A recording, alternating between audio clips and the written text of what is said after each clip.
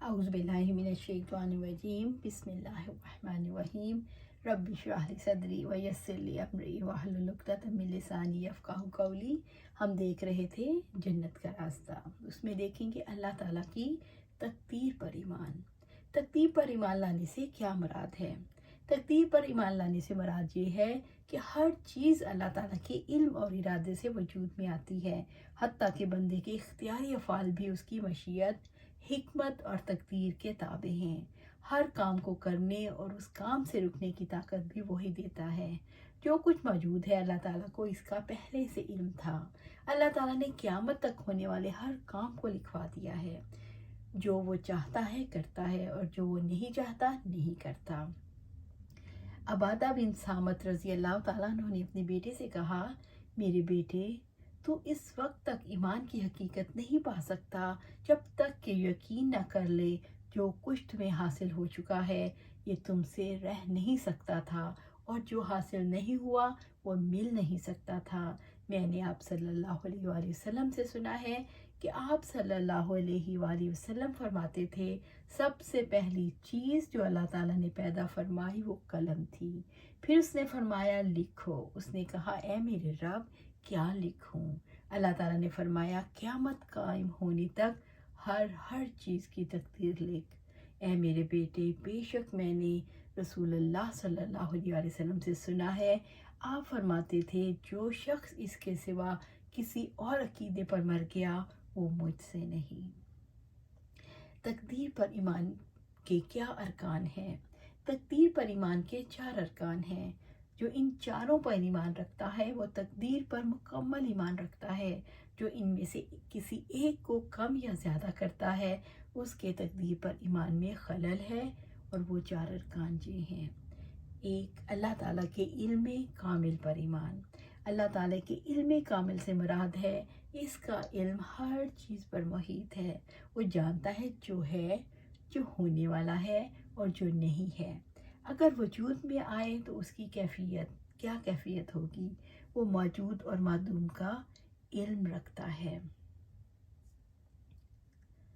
उसे मखलूक की तख्लीक से पहले उनकी उम्र, रिज़्क, आमाल, हरकत व सकनात, बदबख्ती और नेकबख्ती का इल्म था। दूसरा, अल्लाह ताला की लोहे महफूज में हर चीज़ की किताबत पर ईमान। लोहे महफूज में हर चीज़ की किताबत पर ईमान लाने से मुराद ये है कि हर काम और वजूद में आने वाली हर चीज़ और जो अमूर अल्लाह ताला के इल्म के मुताबिक होने वाले थे अल्लाह ताला ने उनको पहले से लिख रखा था। जो हो चुका, जो क़यामत तक होने वाला है, सब अल्लाह ताला के यहाँ लोहे महफूज में मौजूद है। 3, अल्लाह ताला की मशीयत नाफिज़ा और कुदरत कामला पर ईमान। अल्लाह ताला की मशीयत नाफिज़ा और कुदरत कामला पर ईमान से मुराद है जो कुछ पैदा हुआ और जो कुछ होने वाला है दोनों आपस में लाज़िम व मलज़ूम हैं। अल्लाह ताला की मशीयत पर ईमान लाने से मुराद है अल्लाह ताला जो चाहे उसकी कुदरत से होने वाला है और जो ना चाहे वो होने वाला नहीं। अल्लाह ताला की मशीयत इस इल्म के मुताबिक है जो लोहे महफूज में तहरीर किया जा चुका।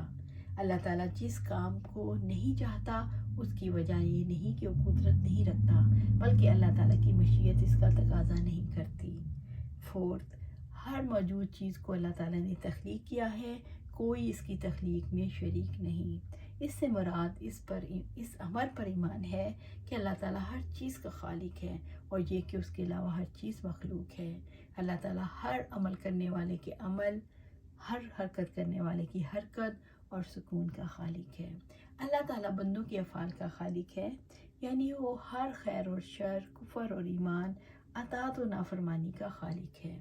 अल्लाह ताला खैर और शर का खालिक है, फिर शर इसकी तरफ मंसूब क्यों नहीं? अल्लाह ताला के अफ़ाल भलाई पर मबनी हैं, इनमें किसी भी तरीके से शर का पहलू नहीं, क्योंकि अल्लाह ताला आदिल और हकीम है। वो हर चीज़ को अपने इल्म के मुताबिक इसके मुनासिब मकाम पर रखता है। इसके तमाम अफ़ाल अदल और हुक्मरानी पर, हिकमत पर मबनी हैं। उसने हर नफ्स के अंदर खैर और शर मुक़द्दर कर दिया। बंदे उसके मुताबिक अपने लिए खैर या शर कमाते हैं। अल्लाह ताला की जानिब से मुनसिफाना जज़ा और बदला है। रब्बुल इज़्ज़त ने फरमाया, वमा असाबकुम मिन मुसीबती फबिमा कसबत ऐदीकुम وَيَعْفُو عَنْ كَثِيرٍ، سورۃ شورى آیات 30۔ اور جو مصیبت تمہیں پہنچتی ہے وہ تمہارے ان اعمال کی وجہ سے جو تمہارے ہاتھوں نے کمائے، اور وہ بہت سے قصوروں کو درگزر کرتا ہے۔ سعادت اور بدبختی پہلے ہی تقدیر میں لکھی جا چکی، پھر عمل کرنے کا کیا فائدہ؟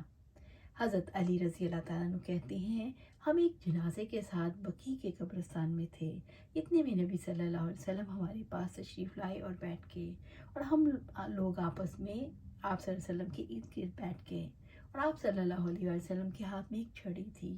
بس آپ صلی اللہ علیہ وسلم نے اسے زمین پر مارنے لگے، پھر فرمایا، تم میں سے ہر شخص، یا یہ فرمایا ہر جاندار کے لیے اس کا مقام جنت یا دوزخ میں لکھ دیا گیا ہے، اور یہ بھی لکھ دیا گیا کہ گناہ گار ہے یا پرہیزگار۔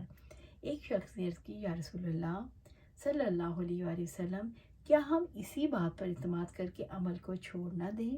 کیونکہ جس کا نام پرہیزگاروں میں لکھا ہے وہ ضرور نیک کام کرنے کی طرف رجوع کرے گا، اور جس کا نام گناہ گاروں میں لکھا ہے وہ برائی کی طرف جائے گا۔ تو آپ صلی اللہ علیہ وسلم نے فرمایا، ہاں، جن کا نام پرہیزگاروں میں ہے ان کو نیک کام کرنے کی توفیق دی جائے گی، اور جو گناہ گاروں میں ہے ان کو برائی کی توفیق ملے گی۔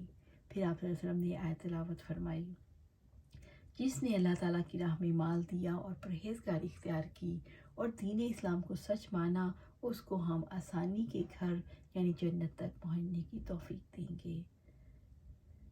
حافظ بن حجر رحمۃ اللہ علیہ کہتے ہیں، نبی صلی اللہ علیہ وسلم نے نہایت ہی حکمت سے بھرپور جواب دیا کہ عمل کرو، یعنی تم پر عبودیت واجب ہے، اسے لازم پکڑو اور ربوبیت کے کام میں دخل اندازی نہ کرو۔